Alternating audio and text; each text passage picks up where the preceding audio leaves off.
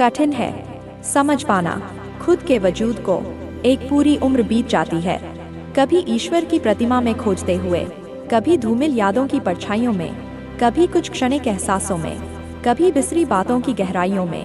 पर अंततः प्रश्न वही रहता है, वह है कौन?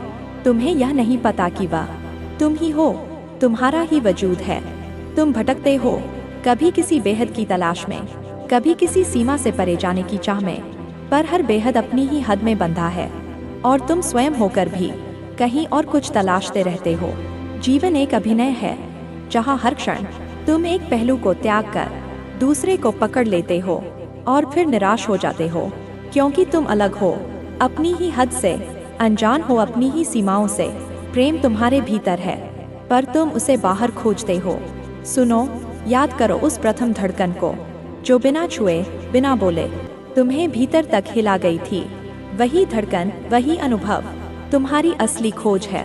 तुम हर बार खो देते हो जब जब पाते हो।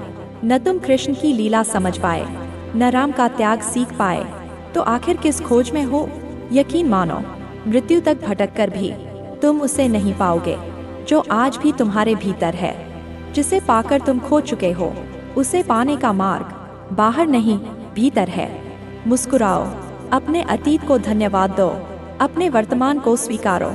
आज भी तुम हो, आज भी तुम महसूस कर सकते हो जीवन के सबसे सुकून भरे पल को। उसे सजा कर रखो, उसे जी कर देखो।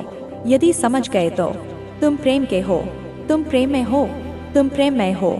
यदि नहीं समझे तो तुम्हारी जिंदगी भटकाव और अंधेरा है, जो किसी रात्रि की तरह सूर्योदय से पहले शून्य में खो जाएगा।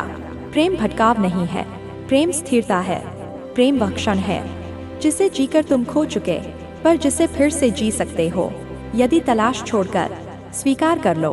प्रेम तुम्हारा आत्मस्वर है, तुम्हारी मौन प्रार्थना है, तुम्हारी स्थिरता है। जो मिल चुका है उसे ही संजोना है, क्योंकि प्रेम कोई बेहतर की तलाश नहीं।